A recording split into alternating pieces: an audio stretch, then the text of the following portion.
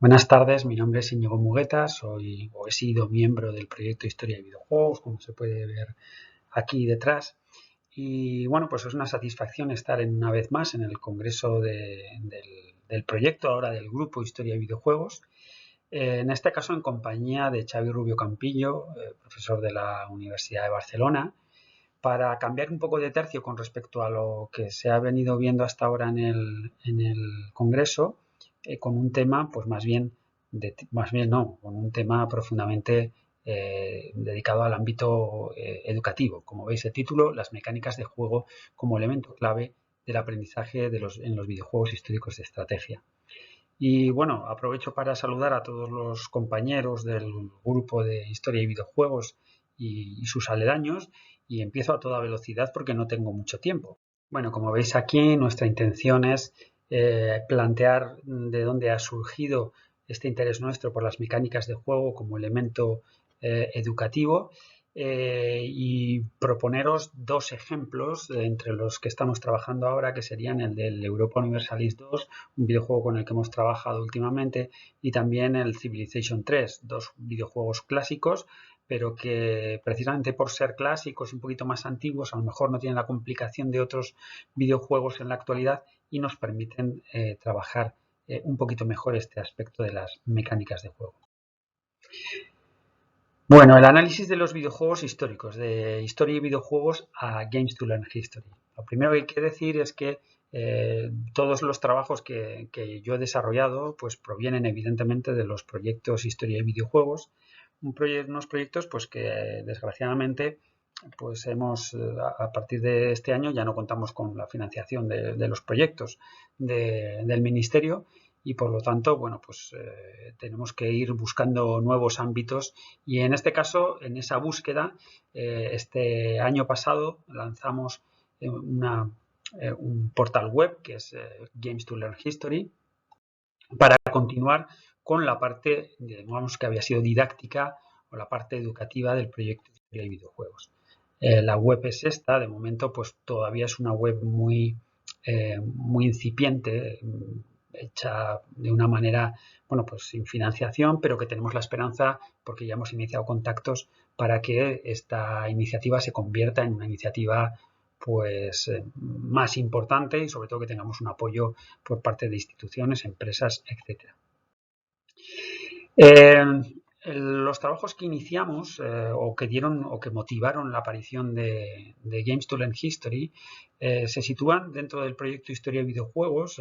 Lo explicaba un poco en este artículo que se publicó dentro del proyecto hacia un modelo de análisis didáctico de videojuegos históricos y surge en el marco de la colaboración con una asociación estudiantil, una asociación juvenil de aquí de Navarra, en el cual pues bueno, se hizo un proyecto dentro del gobierno de Navarra de análisis de videojuegos. Dentro de ese proyecto de análisis de videojuegos, pues los varios miembros del proyecto Historia de Videojuegos colaboraron, hicieron sus análisis de distintos videojuegos históricos, videojuegos, o sea, análisis que están hoy colgados dentro de la web, dentro de Games to Learn History y en las cuales se puede encontrar pues este tipo de análisis que este año sí que hemos conseguido un poquito de financiación, o nada, unos 400, 500 euros para por lo menos poder maquetarlo de una manera un poquito más profesional y que pues ahora aparecen pues con este formato que en comparación con lo que salió el año pasado pues está bastante bien.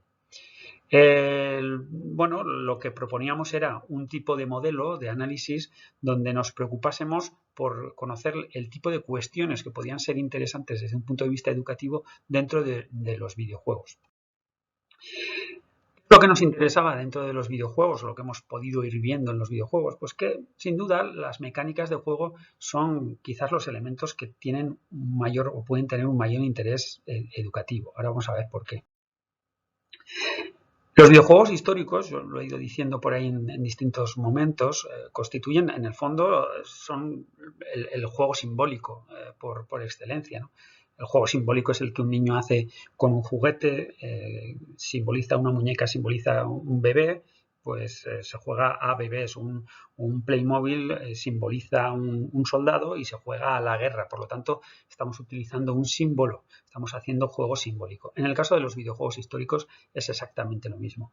Utilizamos símbolos para reproducir la realidad histórica. El caso que siempre pongo como ejemplo es el del Wololo del Age of Empires 2, donde los sacerdotes convierten las unidades enemigas. Esa conversión de las unidades enemigas, en el fondo, nos está remitiendo a los procesos de conversión religiosa que existen o que existieron en la historia. Claro, es un símbolo, porque la realidad de las conversiones religiosas fue mucho más compleja. Por lo tanto, es un símbolo y ahí se esconde una simplificación. La cuestión será si ese símbolo es adecuado o no, si esa simplificación es adecuada o no. Bien, yo creo que es el último Congreso de Historia y Videojuegos tuvimos en Murcia, pues acudió a nuestro coloquio un representante de la empresa Slytherin Games y, nos habló de una manera muy interesante sobre los diálogos que mantienen los historiadores o que mantienen los desarrolladores con los historiadores a la hora de hacer sus videojuegos y cómo algunos de los conceptos sobre los que se debaten son conceptos históricos pues, que pueden llevar a un debate bastante interesante, ¿no? Como conceptos, como pongo ahí, decadencia, esplendor, crisis, bienestar, libertad, sometimiento, cómo se transforma en esos conceptos en órdenes a la inteligencia artificial para que se traduzcan en una manera de interactuar con el jugador. Ese debate puede ser muy bonito porque hay que concretar en ese tipo de órdenes y por lo tanto hay que concretar en qué consiste la decadencia de un imperio. ¿Cómo concreto yo qué es la decadencia de un imperio? Normalmente se inventan conceptos como corrupción, normalmente se inventan conceptos como crisis económica, pero bien, eso es interesante, pero hay que traducirlo en una serie de órdenes a la inteligencia artificial. Y ahí es donde, en el fondo, estamos hablando de modelización, algo que para los historiadores de la economía no es tan extraño, y donde se pueden suscitar debates interesantes.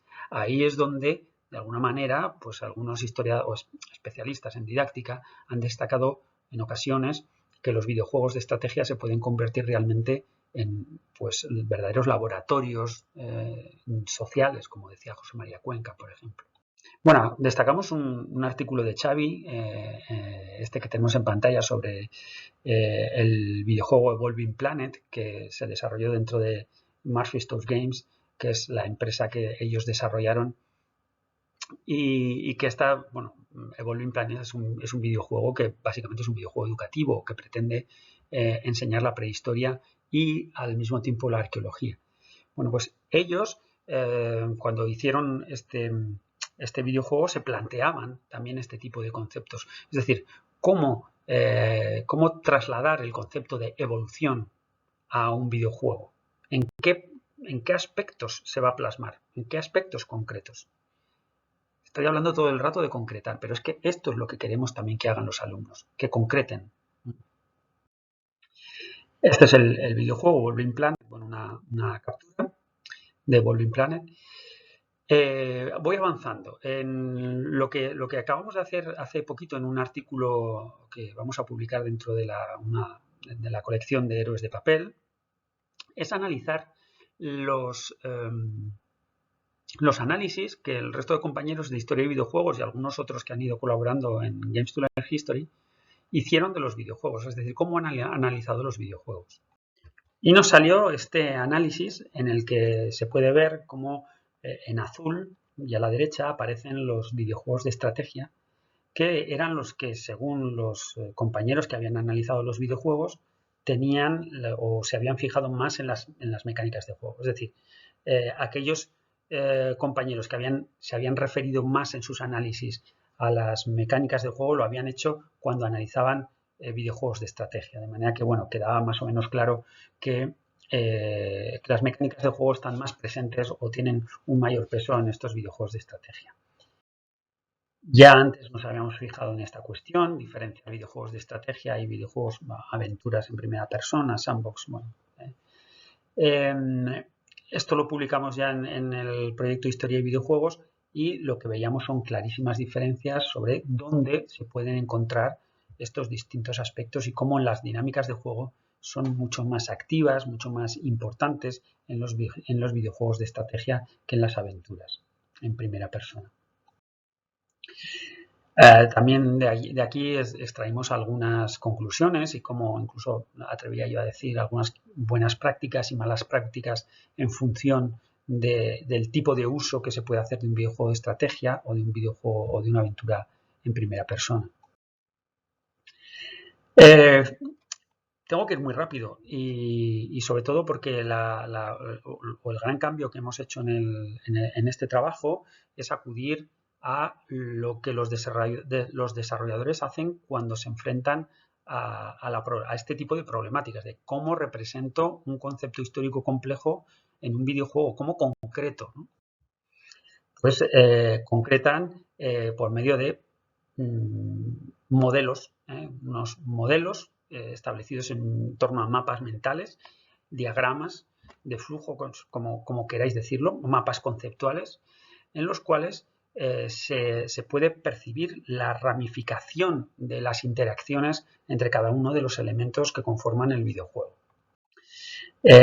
Para poder representarlo, nosotros lo que hemos acudido es a distintos videojuegos.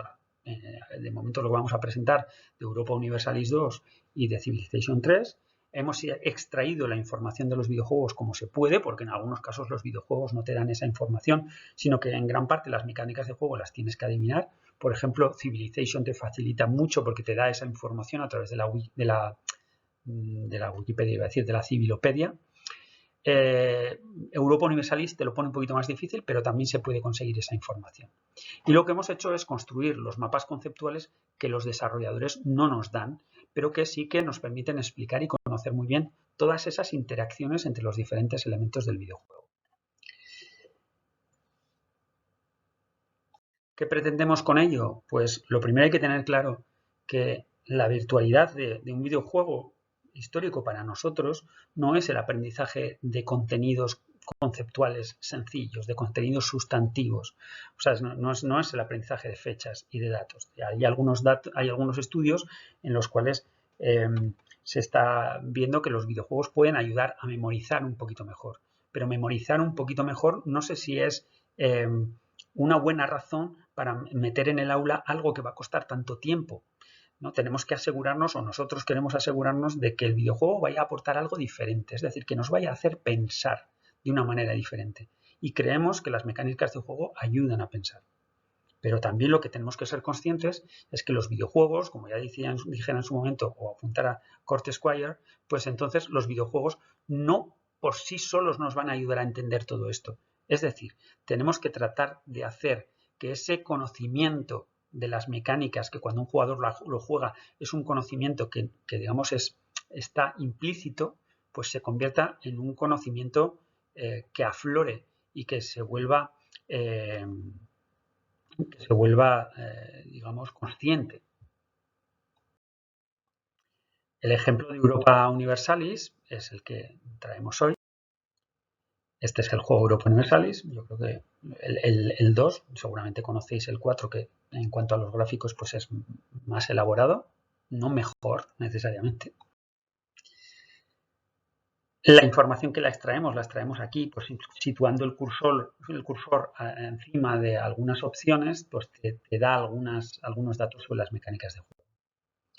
Los mapas conceptuales que hemos construido se parten de este primer mapa conceptual y acabamos, pues, dentro del dinero, pues, elaborando todas estas interacciones. No me puedo detener en ellas, pero aquí, si alguien se detiene en la pantalla, pues podrá verlo con un poquito más detalle. Otro mapa conceptual más sencillo, el de los comerciantes, con todas las posibilidades que vamos encontrando dentro del videojuego. El ejemplo de Civilization 3, un videojuego que seguramente muchos conoceréis. Aquí la Civilopedia, de la cual se pueden obtener muchísimas informaciones. Fijaros aquí en la parte de abajo, como nos dice, un ciudadano que trabaja produce esta cantidad de alimento. Terrenos de aluvión, 3, 4 si son regadas. Aquí ya nos está dando conceptos matemáticos que sí que van a formar parte de esas mecánicas de juego y que van a ser pues bastante interesantes para nosotros a la hora de confeccionar nuestros mapas conceptuales. Finalmente, la propuesta de trabajo que hacemos Xavi y yo y que pretendemos continuar de cara al futuro, pues es la siguiente. Lo primero, trabajar con la modelización de la historia, es decir, empezar a reflexionar sobre determinados conceptos, algunos de los cuales pues, ya han salido, como pueden ser, por ejemplo, el de la decadencia de un imperio, la crisis económica, conceptos como mencionábamos antes también el proceso de conversión religiosa, el proceso de colonización, es decir, cómo todo eso se plasman dentro de los diferentes videojuegos, pudiendo dar pie a la generación de distintos modelos de representar distintos conceptos históricos que son importantes, ¿no? Y lo segundo es la implementación en el aula de los mapas conceptuales para poder concretar y debatir en el aula sobre las cuestiones que, por ejemplo, en la civilopedia aparecen como los conceptos más importantes, ¿no? Como pues, sería comercio, cultura, gobierno, espionaje, resistencia, revolución. Todos esos conceptos entre los cuales, o sea, que aparecen interrelacionados en los mapas conceptuales y que se podrían utilizar en el aula para evaluar y para poder concretar en torno a esos videojuegos. ¿Qué es lo que queremos que en torno a esos mapas conceptuales? ¿Qué es lo que queremos que aprendan? Exactamente lo que está en los mapas conceptuales, y ese mapa conceptual facilita también la evaluación. Es un poco el proyecto que tenemos ahora entre manos, el cual pues está desarrollando también una tesis en Pamplona sobre con la intención de llevar al aula estos mapas conceptuales, y también lo que nosotros vamos a tratar de publicar también en estos próximos meses, pues Xavi Rubio y yo, bueno, pues marcando un poco esta línea que creo que es un poco también innovadora. Y nada, hasta aquí, no tengo mucho más tiempo, ya me he pasado un par de minutillos de lo que me habían dado, así que un saludo y hasta otra.